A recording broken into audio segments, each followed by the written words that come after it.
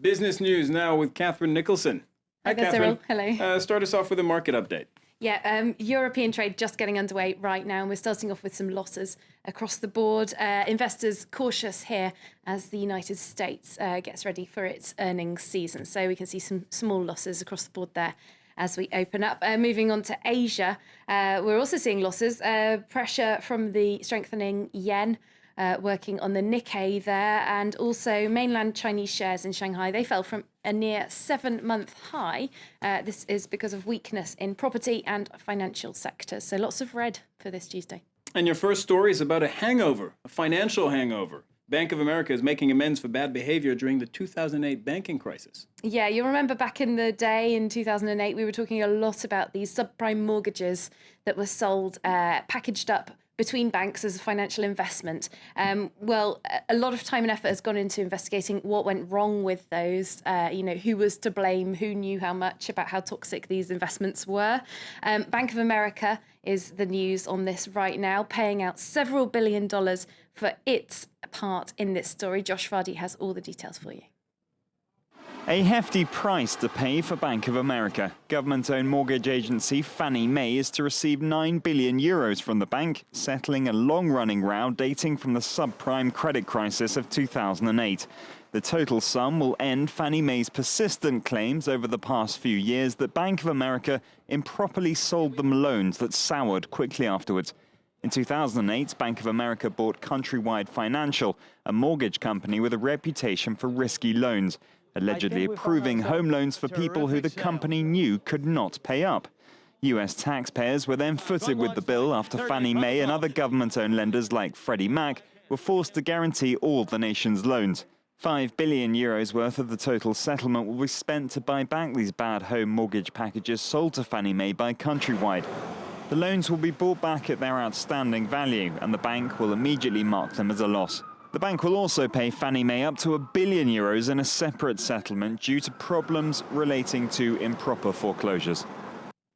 And just a word about the people who actually had their homes repossessed, some of them wrongfully. They will be getting compensation. Around 10 mortgage lenders who were involved in all of this are going to be paying out absolutely millions and billions of dollars in compensation. And Cyril, those people are going to be getting from a couple of $100 up to $125,000 each as some compensation for those repossessions. Yeah, much needed help for people whose houses were foreclosed upon. Exactly.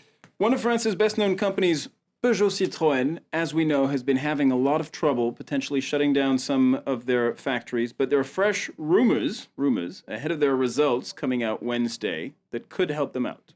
Yeah, this could be an announcement that we hear tomorrow along with PSA's latest results. This is rumoured, as you say, in the financial press here in France, that they're going to be selling off Faurecia, which is their auto parts arm. They own a 57% stake in this company, and that sale could earn them up to €1.5 billion.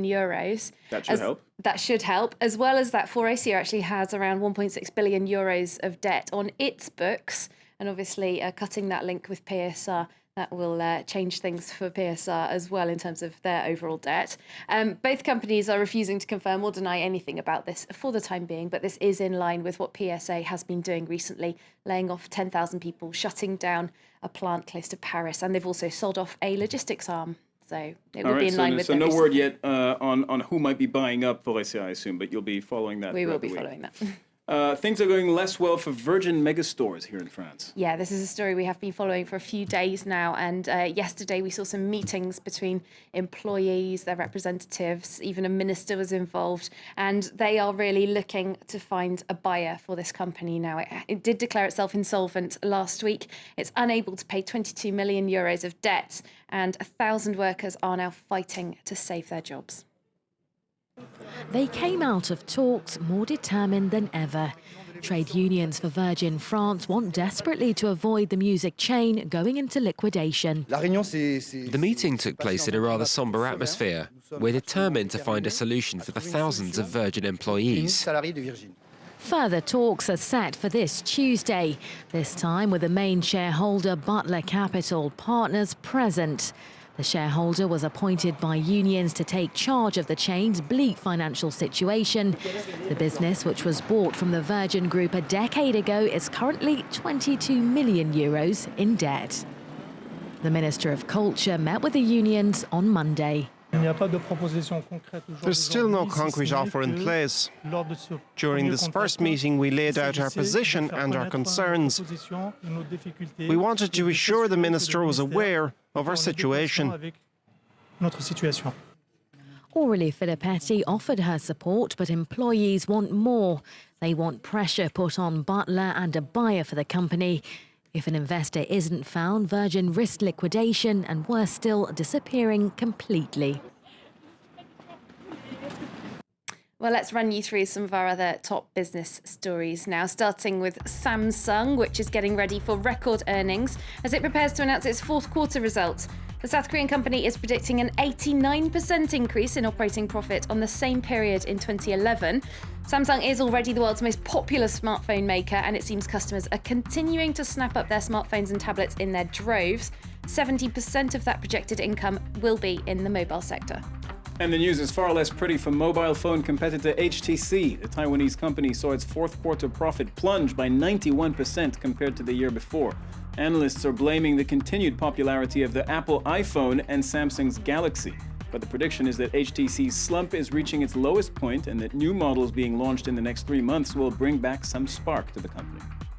In the United States, there are plenty of new toys to please gadget fans at the Consumer Electronics Show, which is starting today in Las Vegas. This is the biggest trade show in the United States, and companies are taking a gamble on new innovations and trends that they think will get customers running to the shops with their wallets open. Among them are a face recognition TV and high-tech headphones that use military technology to play your music.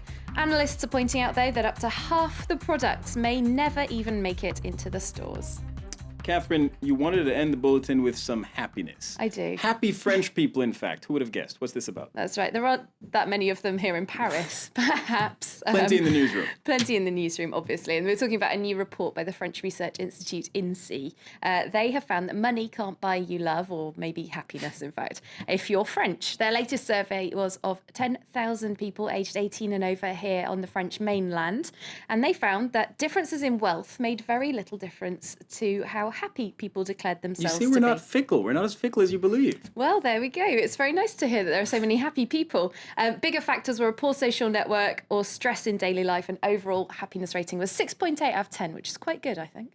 All right. Catherine Nicholson with the business and happiness news. Thank you very much for joining us on set. Thank you for watching more news on France 24. Bye-bye.